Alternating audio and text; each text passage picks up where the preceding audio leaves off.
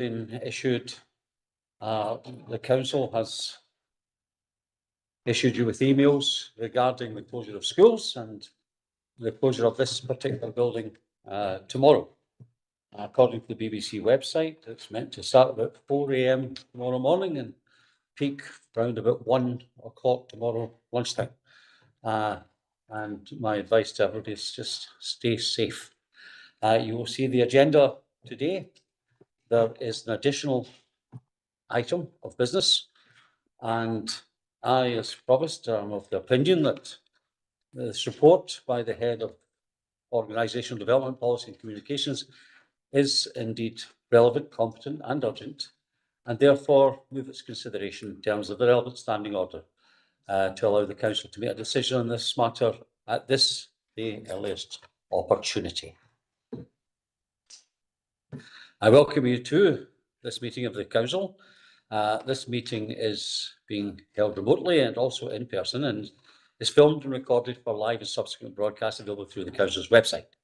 The council is a data controller under the General Data Protection Regulations and the Data Protection Act 2018. We broadcast and record council meetings to fulfil our public task obligation to enable members of the public to observe the democratic process. Data collected during the process will be retained in accordance with council's published policies available through the council's website.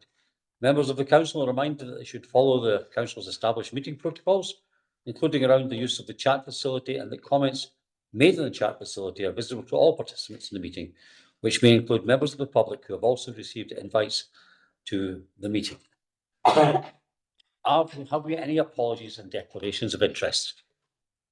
Promise we have no apologies for absence. We will now move to an attendance roll call before proceeding to the declarations of interest. Can the following members please indicate if they're present at the meeting either in person or remotely?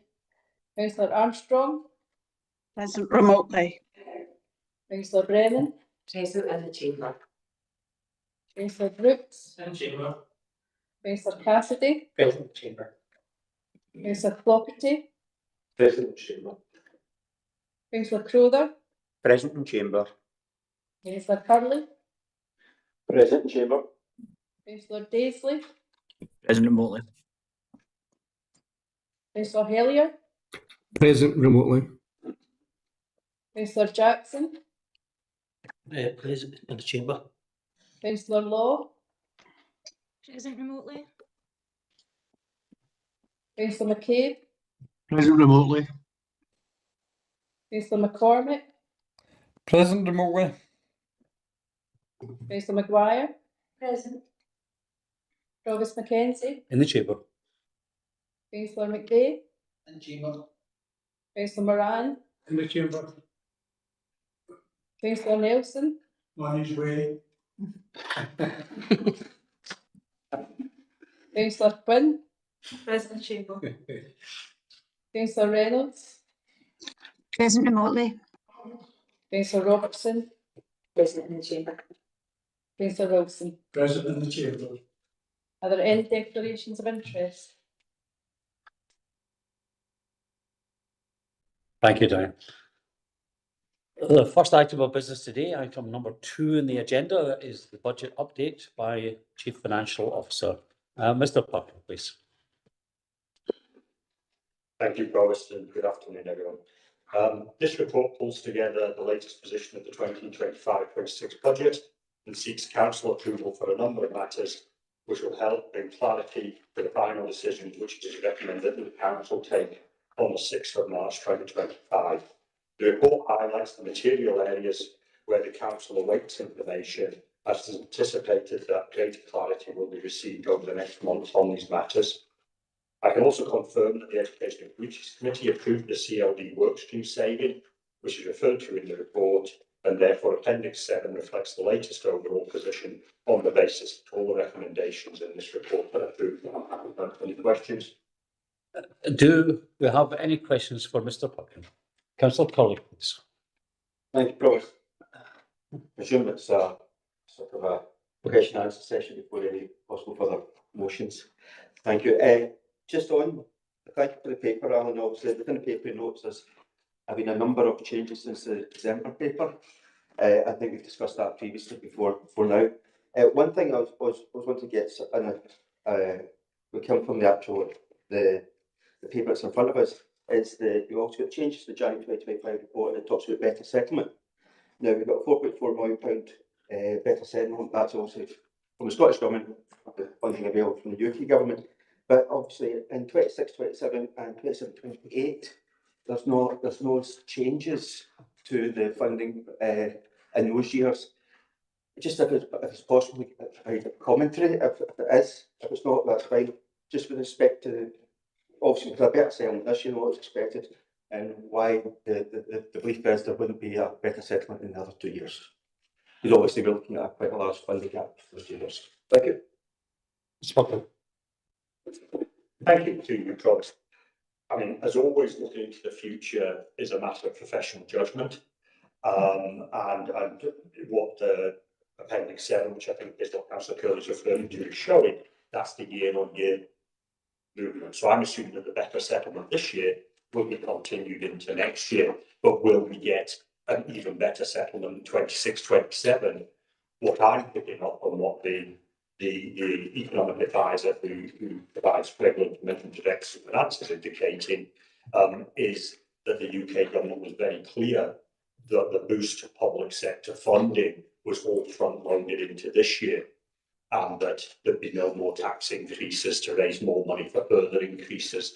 So I've taken, as you would expect, the prudent view that what we have we hold yet this year, and then next year continues on an almost flat cash basis, which was what the projections were before the change of UK government. Hopefully that fast. Yeah, you can take that, Scott. I am, but another question, if that's okay. Of course. Just with respect to the national insurance increases, and obviously there's an assumption in the paper that there'll be a 50% mitigation with respect coming through, and obviously we hope to get better clarity on that, more clarity, sorry, on that in the next month or so, up to the 6th of March. Obviously, just to try and get a handle on that, previously when I was up to the national figures and our share of the local government budget, I was getting a value of about 2.6 million. So the number that you've calculated out is actually higher than what our share would be, possibly as a share of the budget. Is there anything locally that's causing us to have an increase in national insurance? This increase in the cost of national insurance, is there anything locally that's causing us to have a disproportionate effect? Because when I work it out, that 3 million is approximately about 9% council tax increase. There you again, Convener. I think there's two aspects. The figure that I'm aware of, the causal use for local government is almost 300 million. I think it's like 280 odd million. We're generally 1.5%, so that would be 4.2 million straight away. But then on top of that, I've made an allowance for the fact, as most of my CNT colleagues know, and maybe some elected members know, that many organisations and businesses that supply to the council who are saying that they want to increase their rates, they want the council to pay them more because the national insurance increase. That's a completely separate issue, but one which I cannot ignore, because it may be that the council will have to pay more money in certain circumstances, but the CMT are going to be discussing that, obviously looking at the contractual agreements we've got. And of course the big unknown is what ultimately will be the funding that this council will receive towards the national insurance increase. I've taken a view of 50%. What I'm hearing from fellow directors of finance, and I have to say confidentially from some folk in the Scottish Government, is I'm not going to be too far away in terms of that, but that all still needs to be debated in the Scottish Parliament, and they need to decide where the funding is, ultimately how much is coming from the UK and how they're going to distribute it amongst the Scottish public sector. Thank you, Mr. Poppin. Just to say thank you, Brian. Thank you. Councillor Maguire, please. Thank you, Robert. So, I was currently asked one more question, and I'll start with my NI question first. So my question is, see the money that the UK government gives to the Scottish Government for the national insurance increases, does the Scottish Government have to pass everything to us, or could the Scottish Government choose to pull some of that back from wherever they've got pressures themselves around national insurance? And then my second question, which I didn't know the answer to, but I just want to hear from your mouth yourself, is there's also a financial strategy that each year we've presented with, and each year we've had what I would say is very good advice. But this is showing that our financial strategy forecast is better. And would you say that with this, that this is a budget where we can be complacent, where we can spend and invest, or do you think this is a budget where, to maybe quote yourself, we need to fix the roof off something? Thank you, Bob. Mr. Pocken, you're put in the spot there. You can answer it if you wish. Yeah, there is no requirement for any consequentials that come from the UK government to be spent in that manner by the Scottish government. The Scottish government put more or less into the national insurance treasury. That's a matter that's down to them, and obviously will come out in the next month, which is why I'm saying in the report I would recommend that you leave the final budget decision as late as possible to allow that clarity to come through the system. In terms of, yes, my own colloquialisms, yes, I would say that this is a better settlement. We're aware it's a better settlement, but in my answer to Councillor Curley, the indications are this is likely to be the biggest year-on-year movement you're going to see. And so my advice to elected members would be think very carefully what you do, because you can see from Appendix 7, my projection, which will be reviewed by others in coming months, etc., as to the challenges that lie ahead for this organisation and its budgets. And you don't want to be taking decisions in the next 6 weeks that you maybe regret taking in a year's time. Thank you, Mr. Pocken. Bev? Thank you. Councillor McGee, please. Thank you, Thomas. My questions in a similar vein to Councillor Maguire. Mr. Pocken, Appendix 7, the last bottom column, we will have the 420k unallocated revenue at this point in time, although I appreciate that may change. Now, bear in mind that the funding pressure which I've highlighted in 26-27 are 7.55 million and 7.9 million the following year. What advice would you be to council on reading that 420k and why? Thank you, Tom.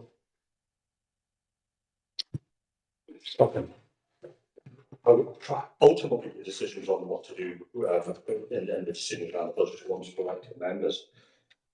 Understandably, my advice to the Chief Financial Officer would only be based on prudence and not to take decisions in isolation for 1 year without considering what the future holds. And that's why we have a finance strategy, which is why I give 3-year figures here, and I give 3 years in every year's budget report, and I give 3-year, sometimes 5-year figures in the financial strategy. And the basic message is, as it was before this improved settlement, is that the council faces considerable pressures for the rest of this decade. All the indications are that is going to be the case. And some of those come from increased demand, some of them come through not getting inflation level settlements. So my advice would be, if you do have surplus money, use it to address some of the pressures that you've got. And the specific one which I would flag up, which I've flagged up in this report, is there is still planned use of 2.8 million of reserves next year to balance the budget. That is the second highest ever that this council will have used in all the years I've done the budget. Is that right when you've probably got the best settlement that you've had for many, many years? And that's ultimately one that elected members will need to take a view on, but think about 26, 27 and 27, 28 when we decide what we do in 25, 26 would be my advice to members. Thank you very much, Mr. Pocken. Councillor McGee? Yeah, probably just like thank Mr. Pocken for his advice and the same for us. Thank you. Thank you. Are there any other members wishing to contribute or ask Mr. Pocken a question? Is there anyone on? No. Councillor Moran. Thank you, Boss. I'd like to thank Mr. Pocken and the team for the work they've done this, and the member of the working group as well for the work they've been working out. I think it's worth remembering that as analysts, maybe watch the First Minister's question time. The First Minister mentioned that a number of 700 million on national insurance contributions, and what the UK government says they were given 350, so that left almost half the deficit to be met by other people. And I think we would be foolish if we didn't think that some of that would come down our way. And I think it's very prudent that we have taken that decision to put that money by for to pay for the national insurance contributions, which I'm sure we'll have to pay our share of. I think that's a fact. So I'd like to thank Mr. Puckett again for his assurance that he's put our money aside and actually covered any eventuality. Of course, this year is a special year, and we are having more money than we expected. But that's given us an opportunity here to look to the future, to look for the next couple of years where we can get through a real hard time. Next year we've got a Scottish Government election, and there might be the council tax fees put on us. We don't know that at this point in time. So I think that's something we should also take in actions of. I think it's a good report, and I would move the recommendations in page 2. Page 2. Page 2. Thank you, Councillor Moran. Members, can we agree the recommendations on page 2 of the agenda? Thank you. Can we agree the recommendations? Agreed. Thank you, agreed. Agreed.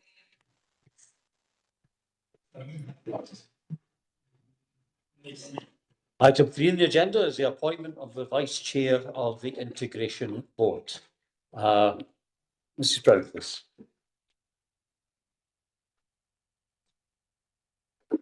Thank you, Provost.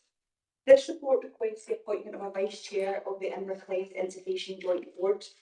Members will recall that at the last meeting of the Council on the 5th of December, Councillor Moran stepped down from his role as the Chair of the IJB as a result of being appointed as the leader of the Council. The relevant integration scheme establishing the IJB provides that the Chair and Vice Chair must alternate between the NHS Board and the Council every 2 years, but it also permits changes to be agreed during an appointee period. Given that the Chair refused to rotate to the NHS Board in June this year, it has been proposed that the Chair of the IJB would rotate to the NHS Board early. Consequently, as the Chair will now be held by an NHS Board nominee, the position of Vice Chair should be held by a Council nominee. It is proposed that Councillor Brennan is appointed as the Chair of the IJB. Happy to take any questions. Thank you. Are there any questions for Mrs. Brown? Councillor Robertson, please. Thank you, Provost. Just a clarification question. This is obviously one decision that we're making, but it will have a knock-on effect or an impact on our own social work social care scrutiny panel, and I just wondered if there's any proposals to change leadership there. Thank you, Provost. No, there's no proposal to do that, and that issue has been considered. Advice has been provided that there's no conflict in relation to those. It may well be that there are particular issues that might give rise to conflicts, and for any member, as is normal, would be required to consider that on its own merits and apply the objective test. Thank you. Any other questions for Mrs. Brown? Well, we have recommended that the Council appoints Councillor Brennan as the Vice Chair of the Inverclyde Integration Joint Board. Can I have a proposal and a seconder for Councillor Brennan, please? I will propose Councillor Brennan. Thank you, Councillor Maguire. Rossman, have to second that. Thank you, Councillor Moran. And it's recommended that Council notes the current membership of the Inverclyde Integration Joint Board as listed. Can we agree these recommendations, members? Thank you. Item 4 on the agenda is Save ScotRail ticket offices, and this is a notice of motion by Councillor Cassidy and can be found on page 29. I'll go straight to Councillor Cassidy. Thank you, Provost. I assure members across Chamber that we were shocked when at the end of last year the Scottish Government owned ScotRail announced plans to reduce ticket office hours at 101 of its 143 staff stations. This would result in a weekly loss of around 2,900 hours, severely impacting accessibility, safety and service quality for rail passengers. For Inverclyde, these cuts are particularly damaging. Take Wimsby Station, the 2023 winner of Best UK Station, a station that symbolises excellence in rail service. Instead, its hours will be cut by 61%, leaving its staff for only 45 hours a week. Graham Central Station will see its current hours cut by 62 to 32 hours a week, with a loss of 55 hours per week. Gourock Station will see its hours cut by 43% to 70 hours a week, with a loss of 53 hours per week. Port Glasgow Station will see its current hours cut by 41% to 72 hours, with a loss of 50 hours per week. And Gourock West Station will see its current hours cut by 32% to 77 hours a week, with a loss of 47 hours per week. These cuts are not just statistics, they represent a significant loss of service for passengers, particularly those who rely on staff ticket offices for accessibility and safety. For many Inverclyde stations are lifelines, not luxuries. These controversial proposals were first introduced in early 2022 by the former operator Bellio, following a 21-day consultation run by the passenger watchdog Transport Focus on proposals for cuts to ticket officers. These proposals in 2022 faced overwhelming public opposition, with 98% of respondents objecting to the plans to reduce ticket officers, with passengers raising concerns about the impact of proposals on issues such as accessibility, access to facilities at stations, proximity to hospitals and safety. At the time, the process of the Passenger Watchdog Act following reviewing consultation responses meant that it only could object to proposals under narrow criteria relating solely to ticket sales. However, since then, ScotRail is now owned by the Scottish Government and guidelines for ticket office closures have changed. Under new proposals, Transport Focus, the passenger watchdog must accept any closure proposals according to accessibility, safety, service quality criteria. The RMT has highlighted ScotRail's plans consulted on unregulated procedures rather than illegitimate by today's standards, and that ticket officer cuts should be scrapped. They've also rightly highlighted that ticket office staffing is the only regulated staffing at stations, meaning cuts could lead to broader unregulated staffing reductions without future public consultation. Disabled passengers have already faced the challenge to accessing rail services, with 2/3 of ScotRail stations currently unstaffed. Cuts to ticket officers will only exacerbate this inequality. According to Transport for All, disabled people are less likely to travel by rail than non-disabled people. The absence of staff ticket officers only widens this gap, making rail less accessible and inclusive. During ScotRail's 2022 consultation, a poll by Disability Equality Scotland and its members found that 95% objected to the proposals. A Scottish Government report in 2022 into women and girls' views and experiences of personal safety when using public transport found that women and girls feel safer when their staff ticket offices open during their journeys. Beyond accessibility, ticket offices are vital for supporting local communities, tourism and our economy. Inverclyde relies on rail to connect residents, attract visitors and sustain local businesses. Reducing ticket office hours sends the wrong message. It suggests that public transport is an afterthought rather than cornerstone of sustainable growth. This motion forces the outline what I hope for unanimous agreement that we believe that staff ticket offices are vital for ensuring rail travel is safe, secure and accessible to all, especially for older people and disabled people. That we believe these cuts would seriously undermine passenger experience, worsen accessibility and weaken the essential role that rail plays in supporting local communities and economies. Let's not forget that Inverclyde stations are more than just transit points. They're gateways to our economy, our tourism and our sense of community. Our message to Scotland and Scottish Government should be clear. These cuts are unacceptable. They fail passengers, they fail communities, they fail the principles of an inclusive and accessible public transport system, and they should be scrapped immediately. Thank you. And I'll now call my colleague Councillor Brown to second the motion. Councillor. Thanks very much, Provost, and thanks to my colleague Councillor Cassidy for bringing this motion to us today in his usual extremely thorough and well researched style. I think in preparation for today, I just tried to refresh my memory quickly about what's the state of play of ScotRail on the SNP's Scottish Government Watch, just to get a sense of what we're really looking at here for people in Inverclyde and across the country.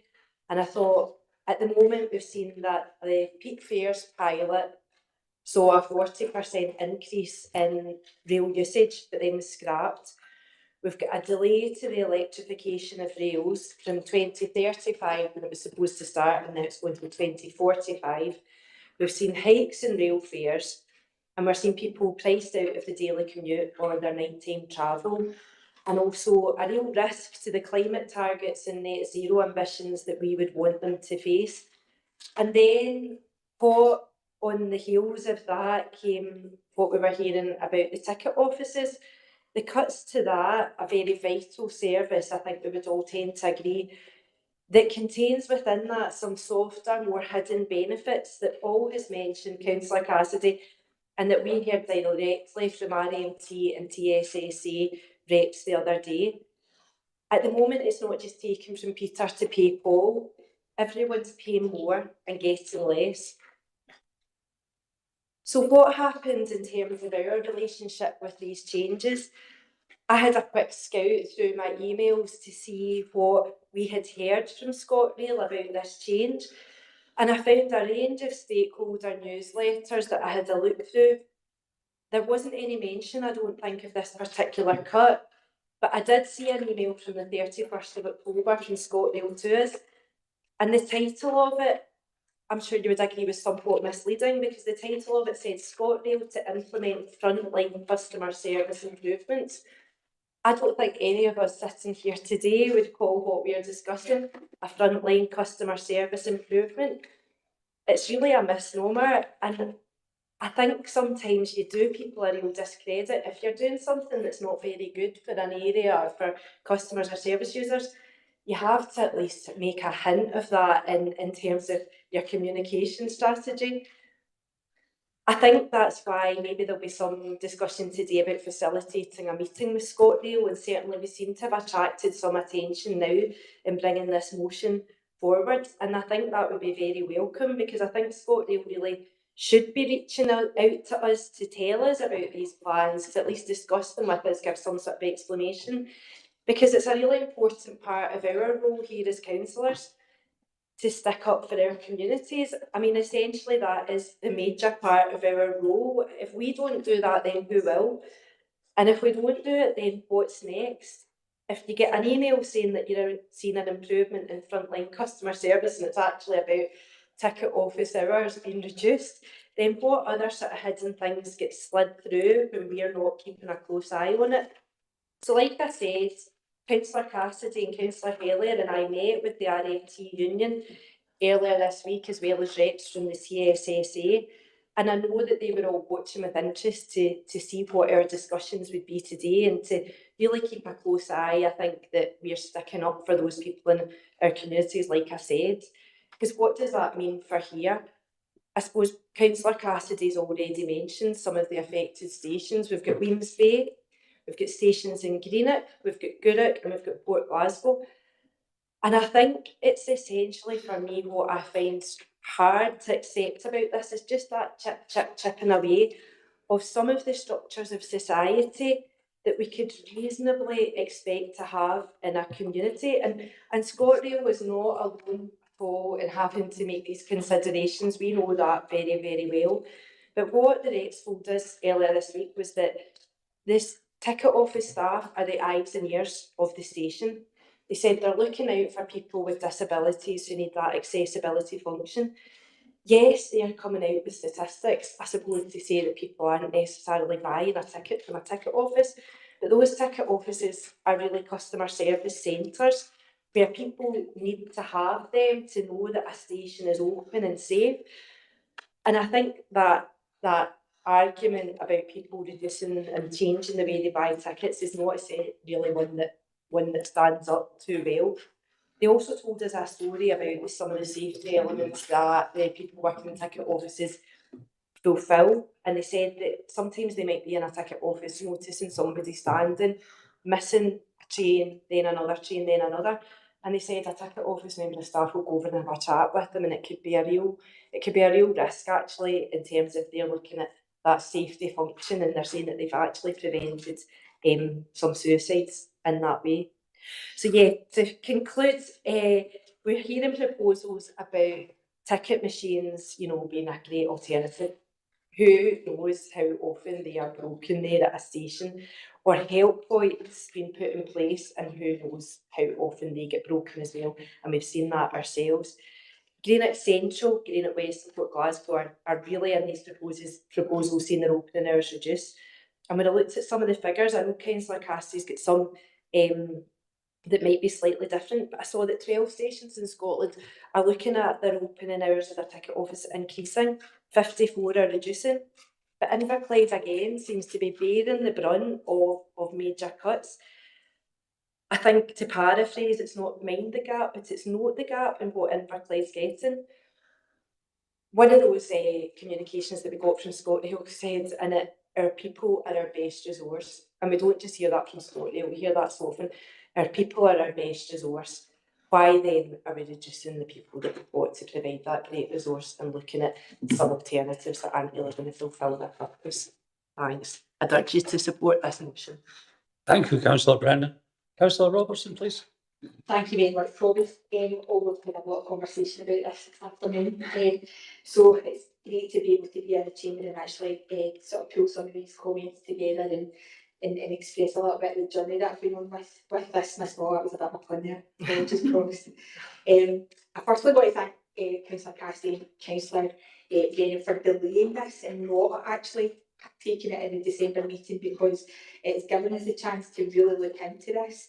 And actually, I have to say, we've spent a chunk of today, as I say, trying to find a compromise on this. It's made it very difficult, actually, to compromise with some of the comments that you've made there.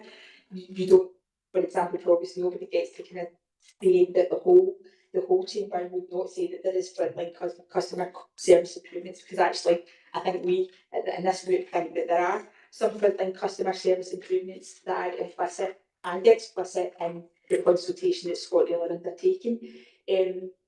I would also like to say that we don't necessarily agree with the tone and content of the preamble to the motion that's been brought forward, but the comments that I'd like to make today are really focusing on the substance of the motion and actually trying to take things forward on that basis. We would like to propose a slight change, and it is something that we've discussed with Councillor Cassidy. The first bullet point in the motion refers to staff ticket offices, and we would like to propose a change in that bullet point to staff ticket offices and stations. As I said, there are some merits, Provost, in the consultation that ScotRail are taking forward, but we know, and we'll go on and talk maybe in a bit more general terms about that in a second, but I do want to focus in on the bit that relates to the 3 stations in Inverclyde where change is being proposed, which is Greenock Central, Greenock West and Port Glasgow. The assurances that I've had in the meetings that I've had, the face-to-face meetings that I've had with ScotRail since this motion was brought forward initially, has indicated to me that the staff at those stations would be default at their own station, with the potential to be deployed in the locality, in the locale. However, I appreciate and agree that that is not what is articulated currently in the consultation, and I do think that's something that we should push. The things that ScotRail have, so I think when we're talking about clarity and security of that clarity, we really do need to push that point. So I am happy for that to be involved in any correspondence, any meetings that we have, etc., because we really do need that tied down.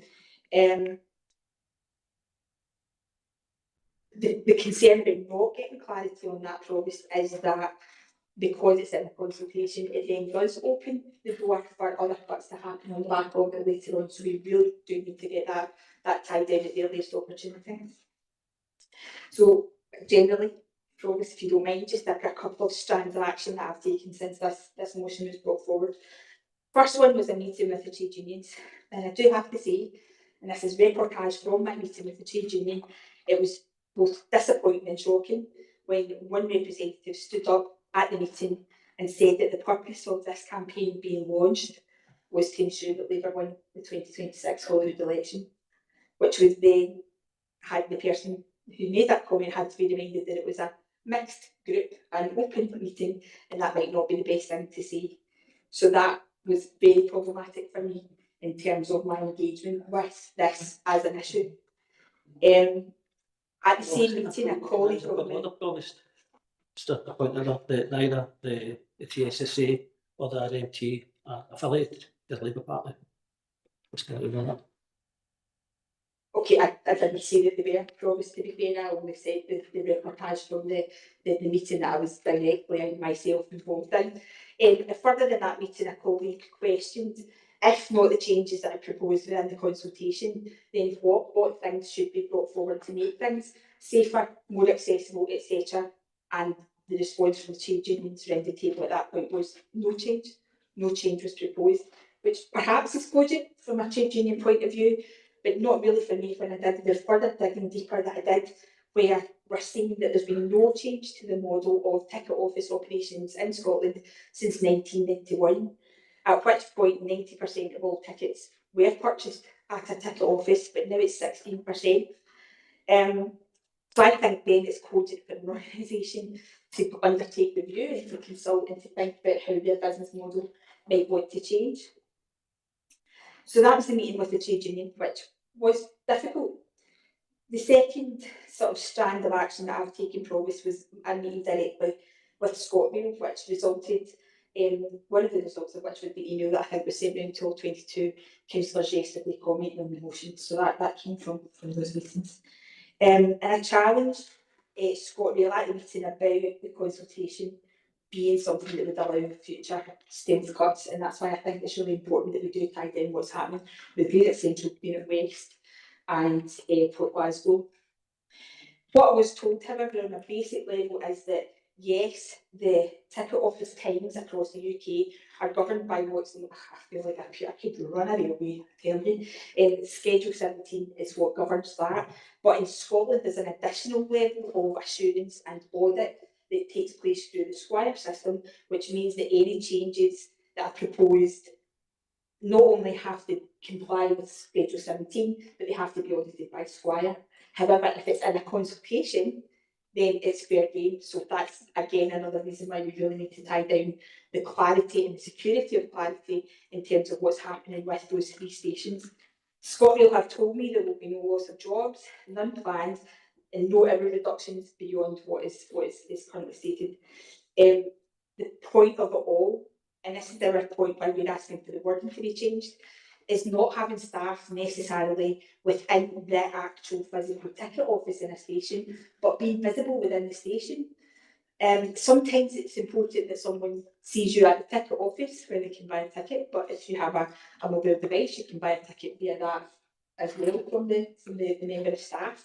But it might be important that the member of staff is at the platform waiting for a train to come in to see what's happening as a result of passengers coming off. So the thing that we think is an improvement is the staff being there at the station, but not necessarily within the confines of the ticket office, and we don't think that the staff should be hamstrung by that. Obviously, as an additional safety factor, visibility factor, alongside CCTV and help points, which are CCTV is full coverage of all stations, and the help points, 99.2% of them in Scotland are currently operational. I checked that yesterday. So the point I've reached from both of the meetings that I had, Provost, is one, the motivations, the campaign from the trade union is quite clear to me, and the result of upset and concern that is perhaps unnecessary on a level to staff and the public is not on. So that's problematic. ScotRail should be able to make changes to their business model, and they're obviously going through the consultation process to be able to action that. Customer behaviours have changed, and I think it's right and proper that they can do that.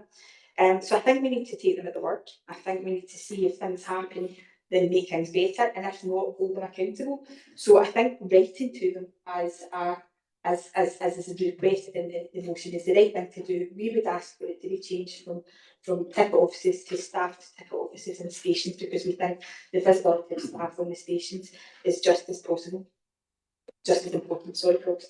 Thank you, Councillor Robson. Councillor Robson, please. Just a second there. She's not proposed that. I'll come back to this. Right. Councillor Robson, please. Right, thank you very much. I'll try and be brief, everybody. Councillor Brennan said earlier on that if we don't look after our constituents, who will? Well, SPT's been doing that for us for now 3 years. This has been going since 2022. In 18th of February 22, we wrote to ScotRail after a committee meeting, which I attended. In fact, I chaired the committee meeting. It's a 6-page document where we were talking about and arguing against the closure of the ticket offices.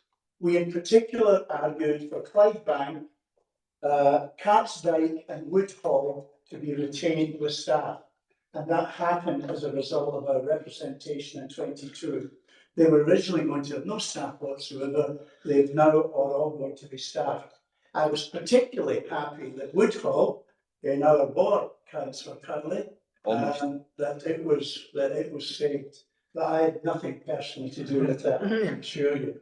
That was a decision that was made by the committee. Again, in December 24, we again wrote to ScotRail as a result of the motion that came forward from Councillor Cassidy and Councillor Brennan. And we wrote to ScotRail saying, this is to Ewan Tate and Olivia Carson, it would be helpful to get some more on the rationale around the changes and what criteria was applied in coming to the decisions about cutting staff. In particular, in relation to the changes on the Inverclyde line, which has been raised as a matter of specific concern. So what's happening in Inverclyde has been raised by SPT with ScotRail. And that really is quite important to do that. Further to that, on the 8th of January, our Chief Executive, Valerie Davidson, wrote to Joanne Maguire, the Managing Director of ScotRail, and made various points to them. One in particular, SPT remains concerned that implementation of advised proposals could have significant and negative impacts on the travelling public. In particular, those passengers who rely most heavily on rail travel, including people with a disability, people travelling alone in the evenings, especially women and girls, and those people who require staff assistance to ensure safe, convenient, accessible travel. So SPT has been working on your behalf, colleagues, and I think we've really managed to get somewhere. I must say at this stage, I think that Nick Lynch and the RNT are a real brass neck complaining about customer inconvenience, when really for the past 3 years I've been unable to travel to London by rail with any security of getting there, any promise of getting there, and I've had to take the plane. But that's another matter. Notwithstanding that, we must do our best with this particular issue. Councillor Jackson. That was for your benefit. So really, taking on from a letter from our Chief Executive at SPT, on Tuesday this week at a pre-agenda meeting, we discussed what would happen at the agenda meeting on the 21st of February, and at that meeting, ScotRail will be attending that committee meeting and will be asked questions by the councillors there. Now, there are 20 councillors in SPT representing 12 councillors in the rest of Scotland. And it won't be just me asking questions with regard to Inverclyde, there'll be questions from elsewhere. So that should give a fair representation. But I really must say, the main consultation was back in 2022. This is a staff consultation, which is much more difficult for us to influence, because the main consultation has happened and gone through with some changes. I particularly mentioned those 3 stations that SPT lobbied for and was able to do something about. So this is a staff consultation, which is a bit more difficult to achieve any result out of it. As a result of what I've said, I would like to put forward an amendment. I think it's a fine motion you put forward, Councillor Brennan and Councillor Cassidy. What the amendment that we want to put forward is the Council agrees to facilitate a meeting with ScotRail senior management, during which elected members can explore ScotRail's proposed development and the challenges foreseen by the RNT. The leader of the council is asked to write to ScotRail to organise a meeting within these chambers within 31 days. That is our amendment proposed by myself, and it will be seconded by Councillor Nelson. Would you like to second it, Councillor Nelson? Yes. Councillor Nelson, please. Thank you, Provost. Thank you, Provost. Yeah, I think we're living in a modernising world, and sometimes things just seem to be getting ahead of us all the time. But I think back to when I used to travel in Europe a lot with work, you know, and in Germany, France, Switzerland, most of the stations that I went to all had vending machines, and that was in the 90s, you know, so maybe we are lagging behind here a wee bit in Scotland, I don't know, but people are always concerned about the price as to travel on trains, and maybe this is one of the things, maybe we're not modernising quite enough, I don't know. To me, there are more questions than answers here with what we've got in front of us, and I really think that it would be important for us all to get together with ScotRail and put our questions to them. So I'm going to support this for second this motion. Thank you. Thank you, Councillor Nelson. Before we sort of get into the legalities, I'll call on Councillor Law and then Councillor Daisley, please.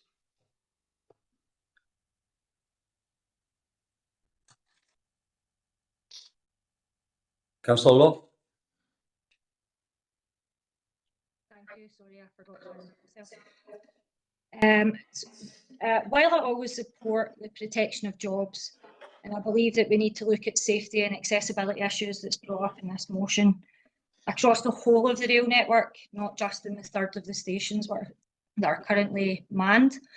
I think there's potentially better ways of doing it that reflect the needs of passengers. I see the need to modernise and change the current model, personally. With regards to the motion that's been put forward today, I must admit that even if I was supportive of its objectives, I couldn't support the motion as it's written. The reason for this is it's filled with conjecture and fear-mongering, in my opinion. It contains mistakes and it uses language inappropriately to sensationalise the issue. For example, the first bullet point says about a reduction of 2,800 hours, then later says 2,900. On the following page, it says that protecting staffed ticket offices is crucial to supporting local economies, tourism and Inverclyde's economy. The definition of crucial is extremely important or necessary, especially in the success or failure of something. I don't believe that these proposals would have the profound impact suggested. Therefore, I don't feel that I can support this motion. Thank you, Councillor Law. Councillor Daisley. Thanks, Provost. First of all, no jobs will be lost through this. In fact, ScotRail have created more jobs since it's been nationalised. 10 years ago, 90% of tickets were purchased by ticket offices, and now it's 14%. So the rail network has to modernise. All organisations need to modernise. It's normal. Staff behind the ticket desks may very well still be at the station, out on the platforms, helping and supporting disabled people and helping the safety of women and girls and older people. Staff will have ticket machines and people will be able to buy tickets from them. So when it comes to the safety of women and girls, is it more helpful for someone to be stuck behind a desk at the other side of the station, or someone who's visible and mobile across the station, on the trains, on the platforms? There's a lot of feedback as well that shows that disabled people value ScotRail's approach to making things more accessible and safe for them. To the point of help points that Councillor Brennan raised, ScotRail have actually reported that 99% of these help points are fully working.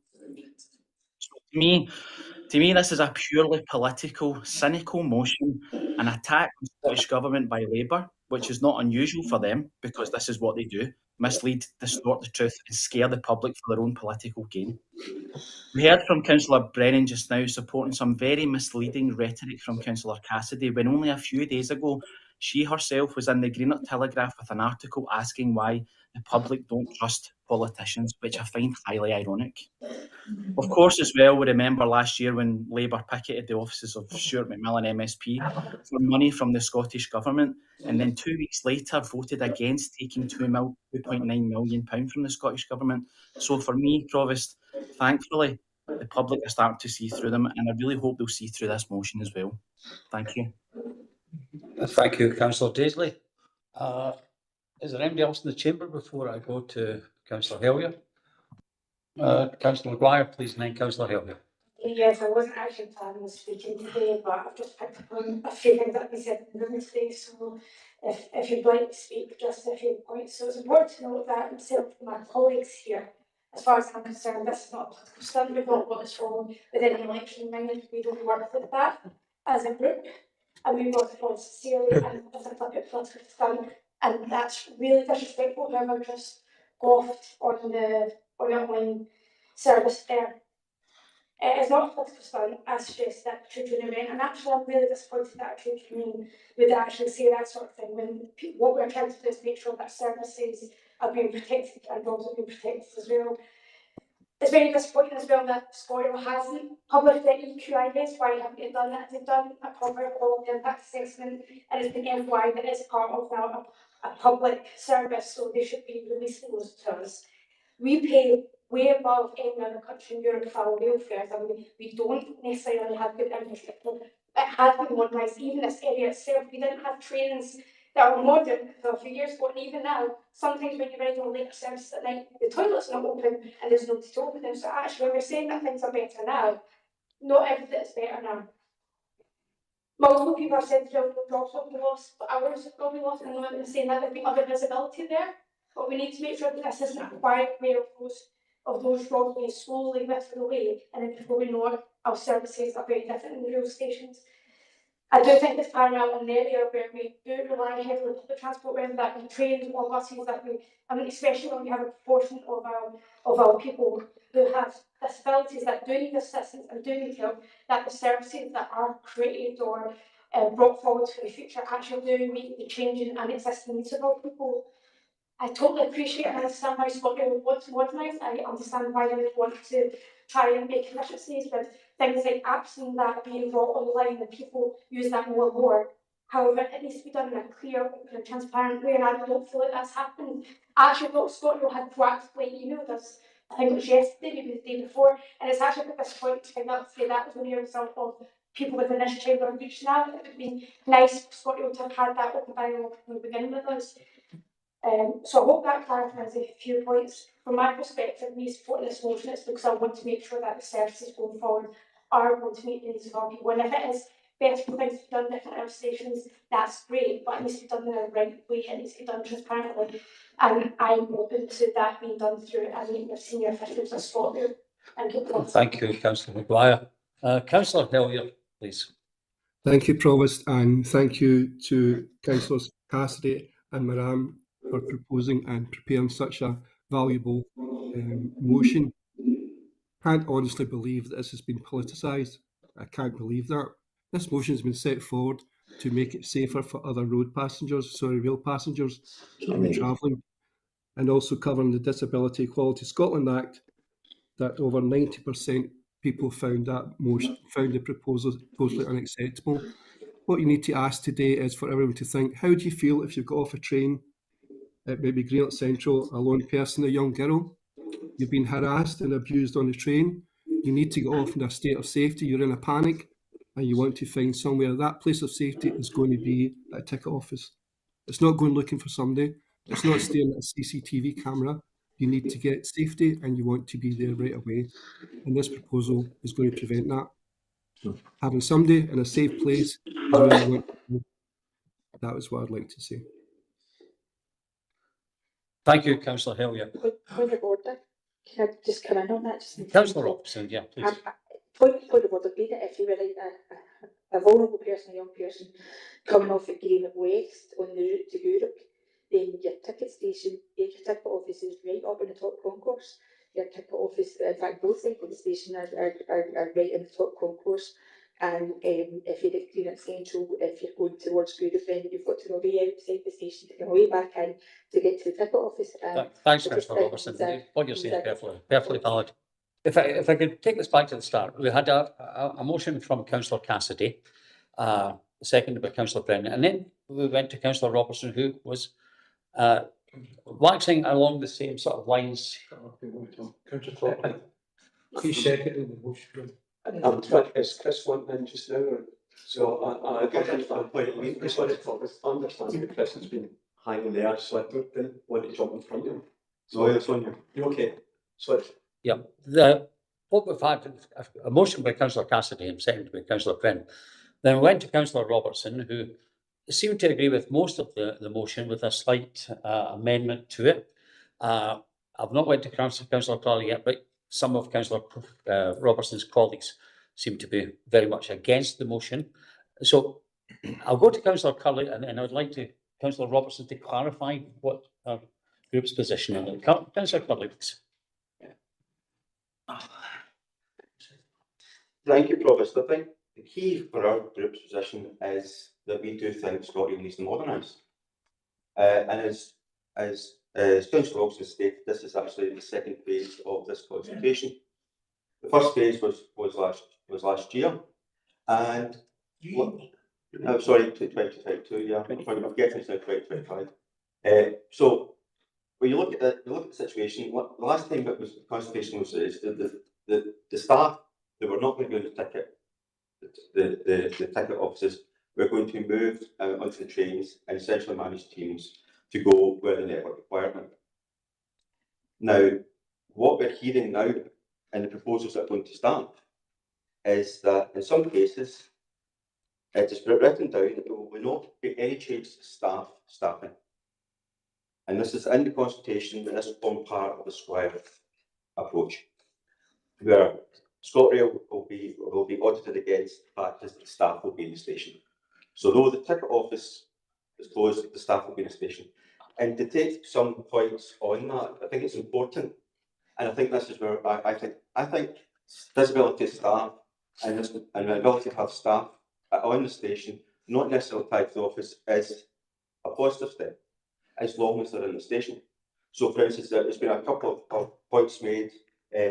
Councillor Hellier made the point about somebody getting off the train station, but that's been ably what they call it, retorted by my colleague.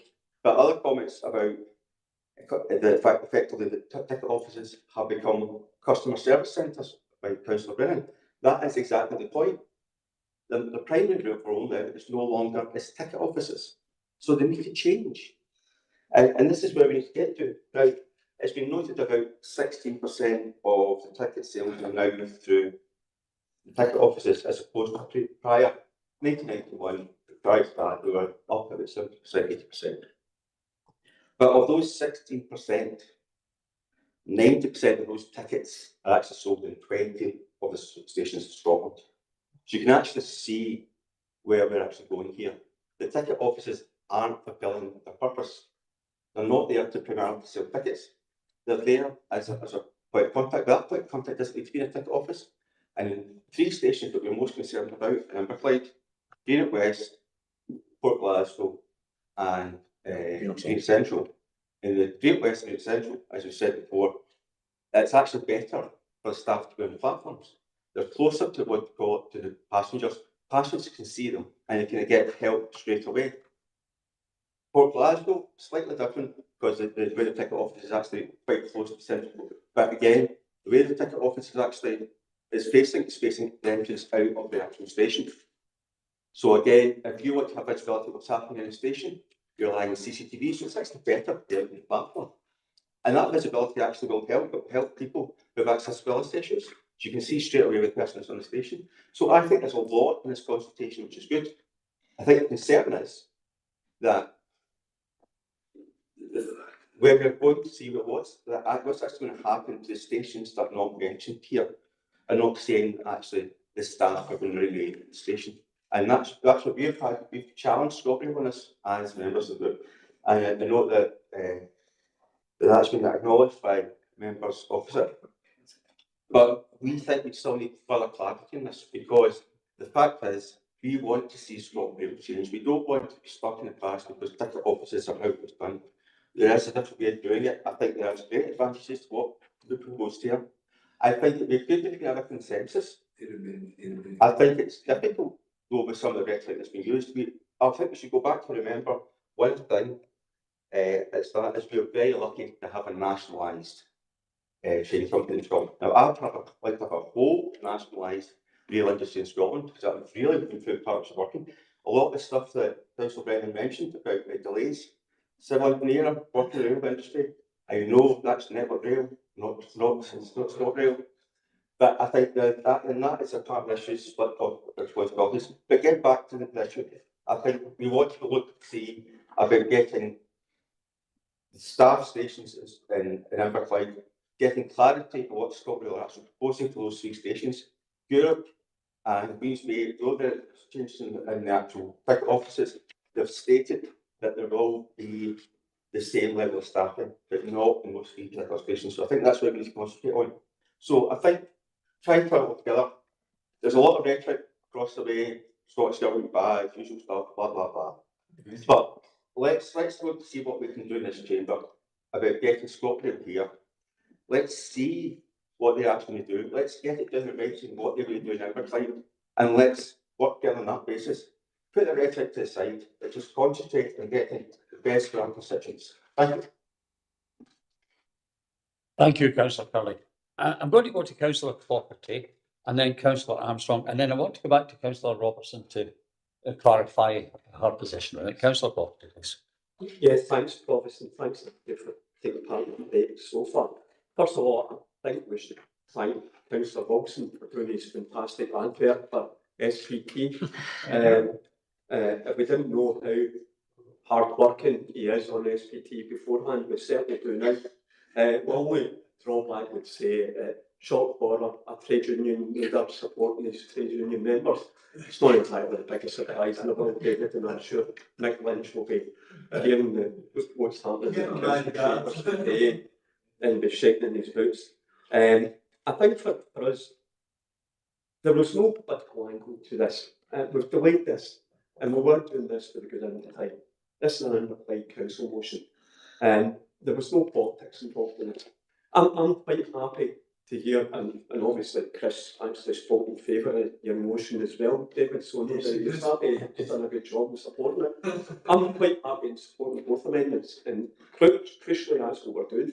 Hopefully they get unanimous, although I know Kirsty's a bit not sure, but hopefully we can support this resolution with the amendments done. I would actually say, when you actually look at what we're actually doing here, I know what the SNP are saying about people on the stations. Our ticket officers do that already. It's them grip the station. It's them take the ramp out to help to save the people getting on and off trains. That's what happens now. That's why it's so important that these stations remain with personnel in it. So I'm quite relaxed about whether you say ticket officer stations, whatever. That's what they're doing now. So unless there's somebody else that grits the stations, unless there's somebody else that gets that ramp out, it's the same people doing the ticket office that do all these things. So I think in order, we are actually probably talking the same here. We're all out for the good end of Clyde. We all want to try and see the services protected as much as possible. We are not Luddites. We know what's coming around the corner. We know the difference the world's going to be made with AI. But I think for this point here, hopefully we can unite and say, right, with the amendments, let's put it forward. And by the way, we're only getting this far because we put this motion up that ScotRail are actually talking to us as well. There was a deathly silence, and now they're coming to us and saying, oh, can we talk? So I welcome the motion. I welcome Francesca for seconding it. Also, welcome the amendments as well. If we can unite around that, I'm sure that's a good sign. Forget about political nuance on it. I'm not too much talk with that. Thank you. Thank you, Councillor Fogarty.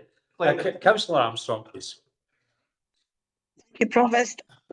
I'm happy to support the amendments. I just wanted to come back on the politicisation comment by Councillor Elliott. I agree with him, it's unfortunate, but I think he has to understand, Councillor Elliott has to understand that the politicisation came from a direct comment in relation to the campaign being linked to the 26th Holyrood elections as reported by Councillor Robertson. That's the unfortunate thing. Thank you very much. Thank you, Councillor Armstrong. All right, the way I'm saying it just now, Councillor Cassidy has the motion here, and Councillor Robertson suggested wording changes. Councillor Fogarty seems quite happy with that. If Councillor Wilson would be content to add his proposal to these things, to the current motion, and that would mean that the leader would write to ScotRail and there would be a request for a meeting. And we could integrate these three motions that have come from Councillor Robertson, Councillor Cassidy and Councillor Wilson, and we could integrate the three together. Can we do this? I think that's a most reasonable suggestion. but for us, it's a complete humiliation. We're going to have to back down in face of Labour and SNP opposition. There's no humiliation, Councillor Wilson. You've been humiliated many times in your life, and you seem to enjoy it. It gives us great difficulty. I need to consult with my group. Gentlemen, can we go with that? I need to move for that, Damon. We're happy to agree to what you said. Thank you, Councillor Wilson. Councillor It's Cassidy. unanimous. Councillor Cassidy, can I go back to Councillor Robertson and then Councillor Cassidy to sum up? And if we can get an agreement, I'll be very happy. Thank you, Provost, and for the next few moments, keep what Councillor Cassidy in terms of the summing up. But I think we are, I mean, I think everybody knows, again, the approach I would like to take. We are not happy with the tone and the content of the preamble. We're not okay with things being SNP bad, Scottish Government bad. That's clearly not going to be okay for us. We've made the point, I hope, about staffing still being important on the stations. And if I think that actually, when we get down to it, almost the most important action that can come out of all of this debate is having a meeting between us as a group of councillors and ScotRail. So from our group's perspective, if that can come out of what we've all debated and debated well this afternoon, then I will. Thank you, Councillor Robertson. Not a second. Councillor Cassidy, I'm going to go back to you. Councillor Robertson has been very reasonable here, and she's.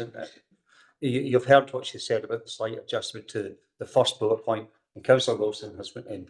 Are you satisfied to accept this? I think every time you mention ticket offices, we'd like to have staff and staff stations, but everywhere it says ticket offices, put in and staff stations. And staff stations, yes. And that slight amendment, Councillor Cassidy, would you be happy with that? And you can tell me in your summing up. Sure, thank you, Provost. Well, I really don't know where to begin because I came into this chamber this afternoon with some bit of positive optimism, after discussions with the Speaker, Councillor Robertson, and discussions with the Conservative Independent group. I kind of thought we came to some kind of agreement and compromise, on wording and the inclusion of the amendments.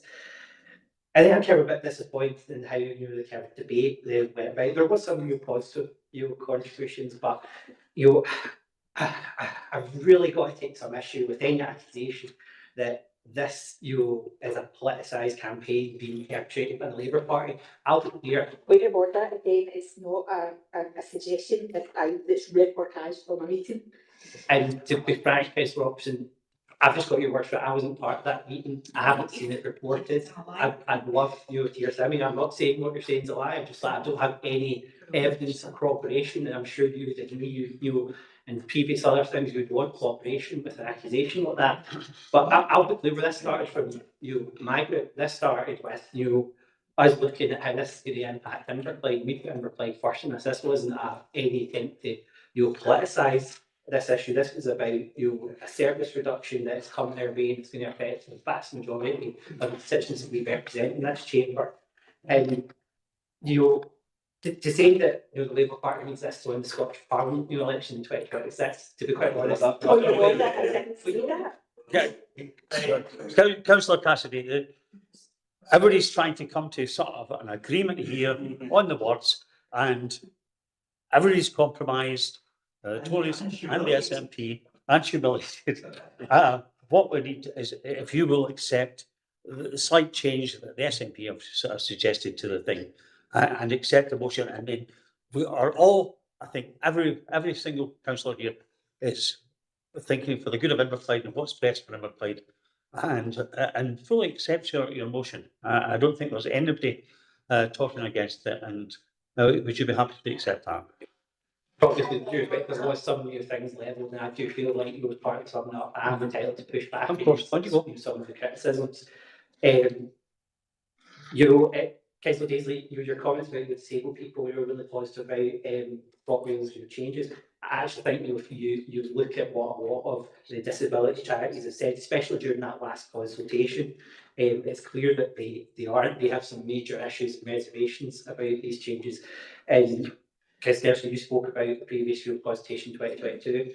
I think that's been fundamentally proving that consultation is fairly flawed. It only looked at one area. It didn't look at the broader issues, and if it was done today, it would. I think it's rather telling that Scotland haven't decided to go into further consultation on this to run it again because they know the public would not support it. And I think that's pretty damning in itself. Now, in terms of the both amendments, as I previously discussed before this, I was willing to accept them, and I still am. I'm just disappointed that some of these criticisms, especially around politicisation of it, weren't raised before we could have addressed that. Point of order, Provost. Point of order, please. Just a very quick one. When I raised concerns about being disrespected previously in meetings before, and I was told to be more robust. So I think maybe that could be useful feedback for Councillor Cassidy. Thank you, Councillor Daisy. I don't think it's a point of order. Councillor Cassidy. Thank you, Provost. I'm quite frankly just not going to answer that point from Councillor Daisy. I do expect better from, and as one of the stations that are in both of our wards was being affected, I would have expected to see you standing up for Space Station. So I'll just finish Provost saying that we're happy to accept both amendments, and I hope we can all unanimously vote in support of that. Thank you, Councillor Cassidy. I would just like to go back to Councillor Law, who had issues with the motion to start with. Councillor Law, with the compromises that have been made in the chamber, are you happy now with the finished result? Not particularly, because the wording hasn't changed with the sort of parts that I had highlighted that I wasn't happy with. So, would you propose an amendment, Councillor Law? I mean, if that's how you would like me to go about it, but I mean, I guess that the bottom line is, I mean, there's. We have a chamber here that's pretty unanimous in deciding what's best for Inverclyde. Yeah, but I mean, it's not that I'm not deciding what's best for Inverclyde with thinking about it. I just really take issue with how this motion has been presented. That's it. So I don't know, you would need to change quite a lot of it for me to be happy. So probably proposing an amendment isn't advisable. I don't know if I could just mark that I'm disagreeing with everyone and it's not unanimous. If there's You're just going to the contrary, the negative side, as in you don't accept the motion. I'll just not accept the motion yet. And do you have a seconder? Mrs. Brown? Thank you, Provost, for clarity. If the dissent is to be recorded, you do need to record that you do need to move a motion or an amendment, and that would need to be seconded for that to be put forward. If it's not seconded, then the dissent can be recorded, but you would have to at least make an attempt of moving a motion. Can you just clarify the new text for bullet point 1, please? Yes. Yeah. Mrs. Brown. Okay, so my understanding is that bullet point 1 will now read that staff, ticket offices and stations are vital for making rail accessible for all, especially disabled and older people. And I understand that anywhere where ticket offices is referred to, it will now say and stations and staff stations. It's on page 31. Page 31.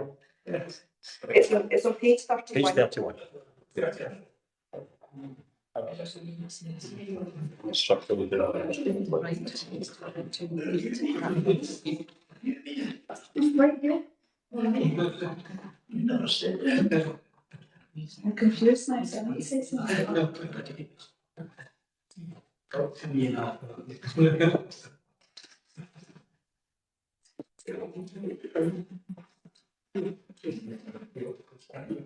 So just for clarification, so any reference throughout the whole motion to staff and offices should also refer to staff stations as well.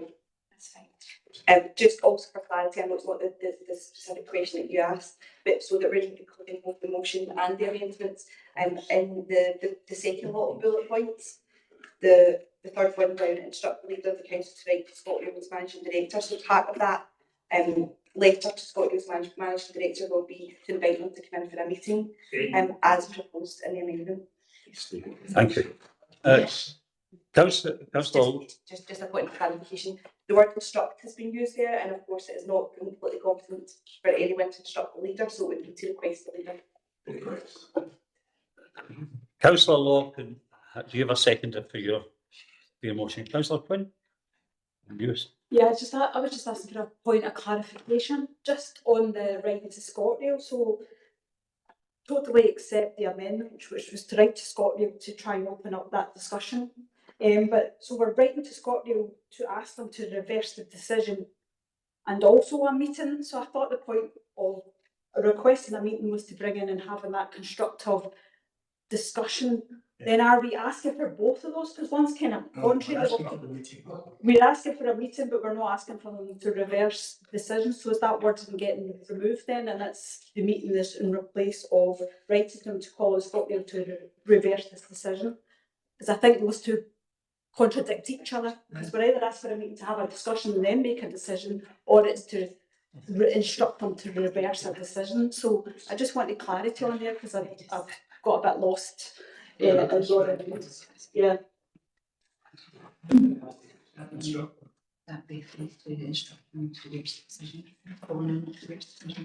Councillor Cassidy, are you happy to remove that piece about instructing to reverse the decision?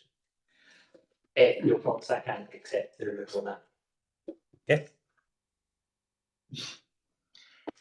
Mrs Brown, I'll go back to you. So it seems as though there's no agreement then in relation to that unless the mover of the amendment is willing to accept a change. Am I allowed to speak about the mover?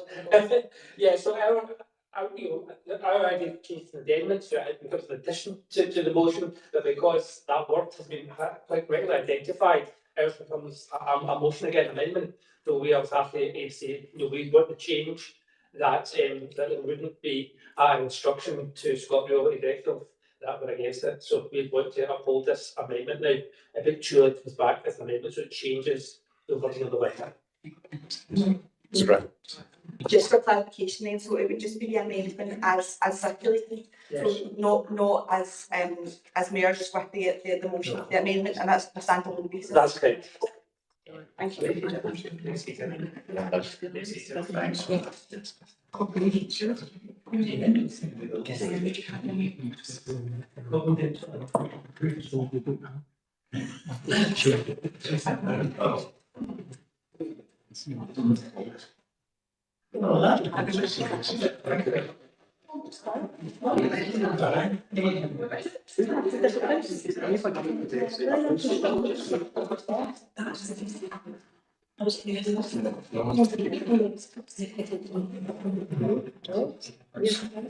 Still amendments from those two.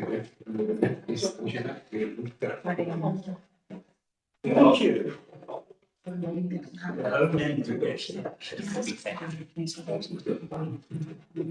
Props. I know quite touching here, and I don't want to keep any longer than I need to. But some of my problems here comes up, and amendment would be to look at 2 minutes. We have to short time here, a 5-minute break, to discuss the 2 amendments, and then we can reconvene the meeting if that's all right. So one motion, so it's one motion that's been adapted. Right, so it's just the motion against the moment. It's just the motion. Please clarify where we are, Mr Brown. So just for clarification purposes, I think it's relatively simple now in terms of what's being voted on. The motion is in the papers that you're provided with, and the amendment has just been circulated. For those who are online, they obviously haven't seen this, and I wonder if the mover of the motion could perhaps restate that just so that it's clear. Yeah. Councillor Wilson. With pleasure, Mrs Brown. The amendment by the Conservative and Independent group is: this council agrees to facilitate a meeting with ScotRail senior management during which elected members can explore ScotRail's proposed development and the challenges foreseen by the RMT. The leader of the council is asked to write to ScotRail to organise a meeting within these chambers within 31 days. Proposed by Councillor Wilson, seconded by Councillor Nelson.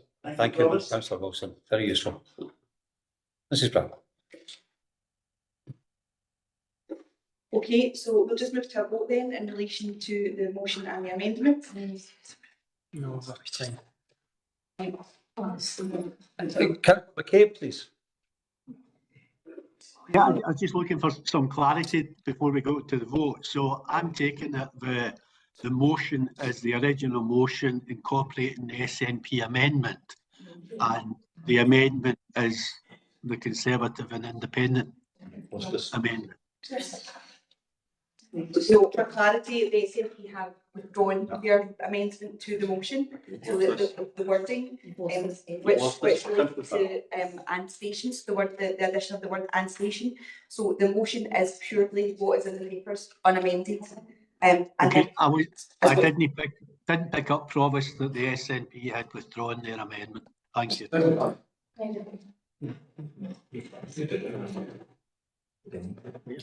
Councillor Moran, do you want to go?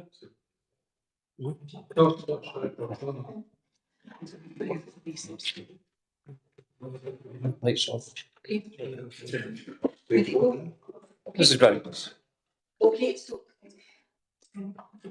Councillor McCabe. Provost,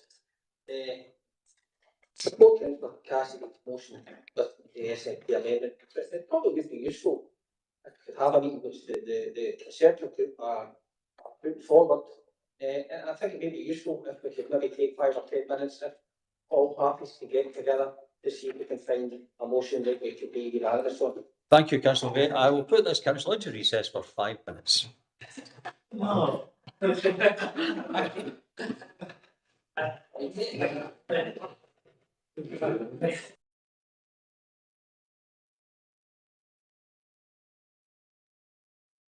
did think we had some compromise, which was the 2 original amendments as proposed, and that's we will support the 2 amendments as originally proposed, but not the introduction of the additional one that was raised. That's fine. You understand that? can I just clarify? So just to clarify then, you would be happy to accept your motion with the words and stations added, and the reference to the meeting, but not with deletion of the reference to reversing the decision. Yes, that Okay.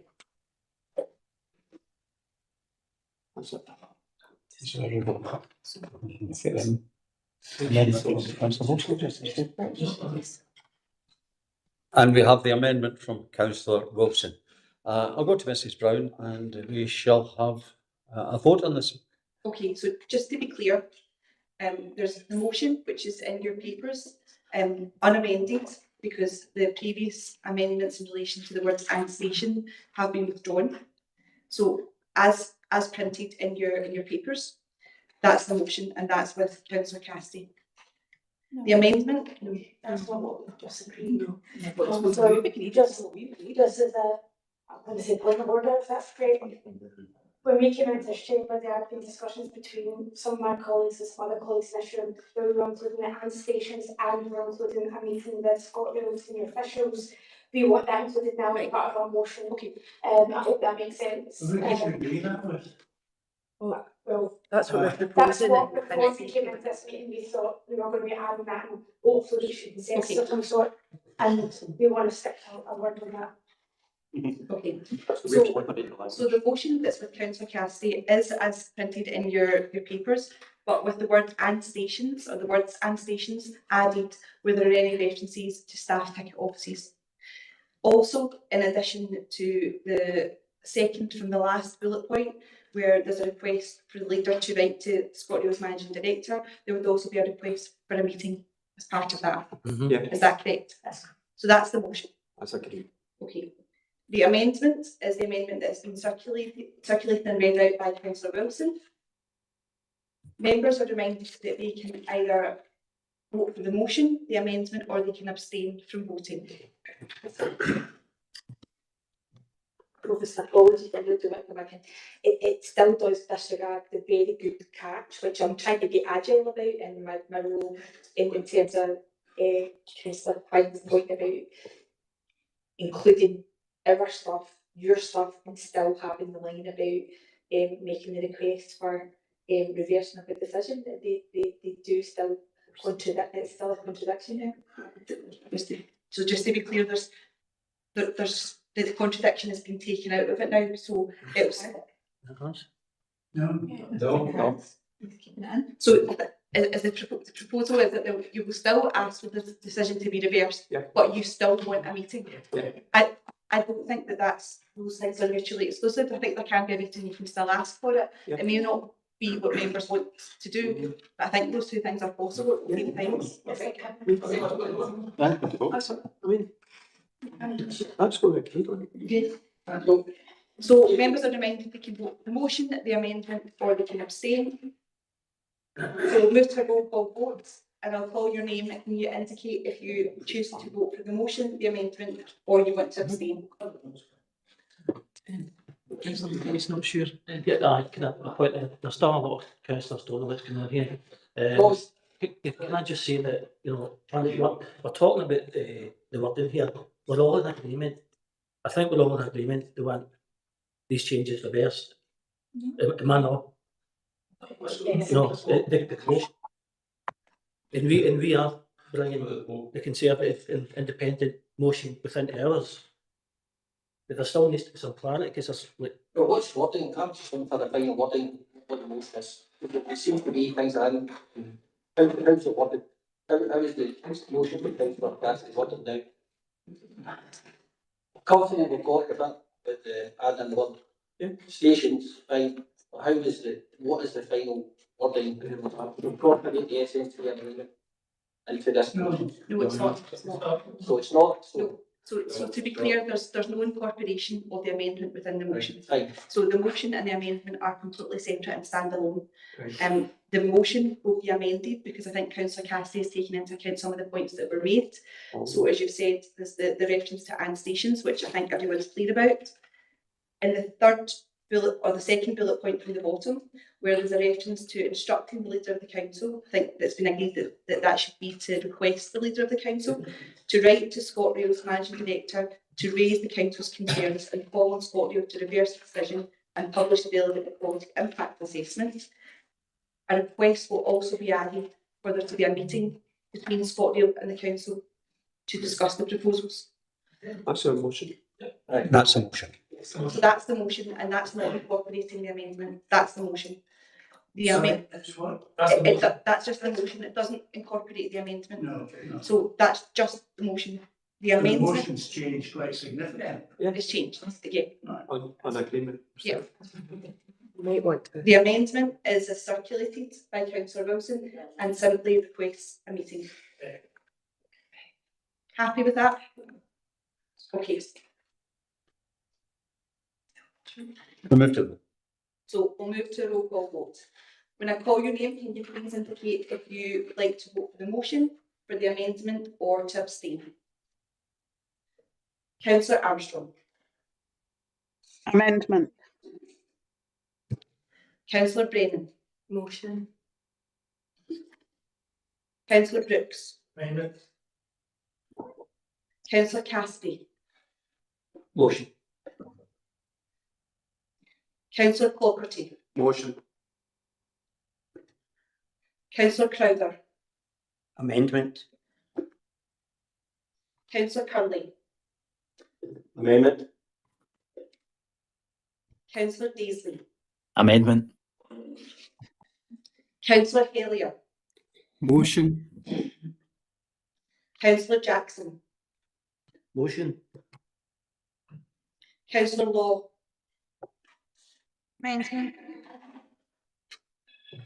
Councillor McCabe. Motion. Councillor McCormick.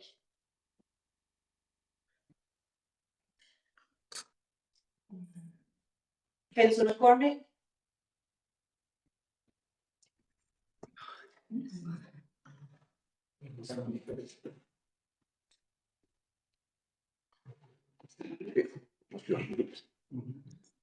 Councillor McCormick, are you on mute? He's not on mute. Oh, I hear there. Hear him. I'll vote for the motion. Councillor McGuire. Motion. Provost Mackenzie. Amendment. Councillor McVeigh. Motion. Councillor Moran. Motion. Councillor Nelson. Amendment. Councillor Quinn. Amendment. Councillor Reynolds. Amendment. Councillor Robertson. Amendment. Councillor Wilson. Amendment. Okay, so there are 10 votes for the motion, 12 votes for the amendment, and the amendment is carried. Thank you, members.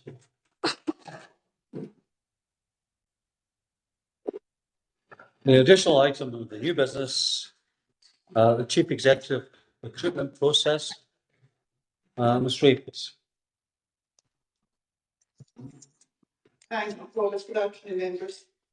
As elected members will be aware, the Chief Executive will be leaving Inverclyde Council to take up post as Chief Executive NHS Manager.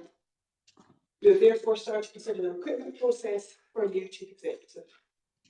Our aim for this process is to attract a strong calibre and range of applicants, and that the various recruitment stages allow us to get the best out of applicants, so that we in turn make the best appointment for our client. We are therefore recommending that we engage an executive recruitment agency who will be able to assist us with getting a greater reach into the market, as well as providing specific recruitment services and professional expertise. We would also get their recommendations on the overall recruitment process.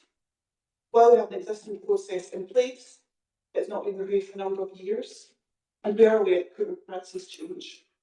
We've also carried out benchmarking with other local authorities and believe there are best practices from those areas that we could possibly do. We would hope to engage an agency quickly, and this would allow them to provide recommendations over the next couple of weeks. These would then come back to Special Council for approval.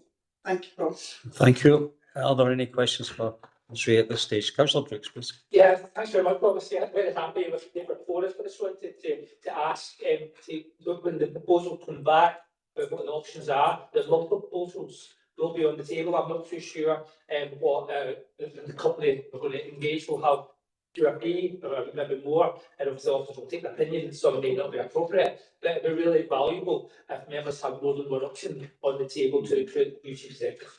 Ray, can you answer that, please? Thank you, you Provost. Certainly, we've got multiple options for members to consider. Thank you. Councillor Clockerty, please.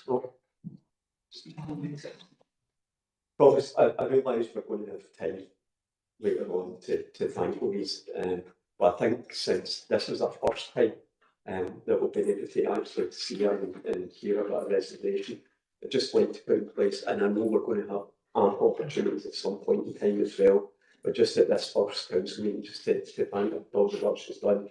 I've known of her since she's joined Inverclyde, so I just want to thank her for her work on the health and on the council itself. So I know we'll all have that opportunity. I think it's important we do that at the first opportunity we can do. Yeah. Thank you, Councillor Clockerty. Councillor McVeigh? Sorry. Just get my own. Councillor Nelson? Yeah, just picking up, can I clarify further on the point? I mean, normally with things that happen within the council, we'll be able to tender. Is this kind of what's going to be happening here? Because this seems quite a lot of money to do what they're talking about. Thank you for your promise. Yes, I've taken advice from procurement colleagues and the procurement process we're following through our framework agreement. So we're following procurement rules. Okay. Thank you, Ms. Ray. Are there any other questions for Ms. Ray? Can we agree the recommendations? Thank you, members, for your attendance here today. We got there eventually. Thank you.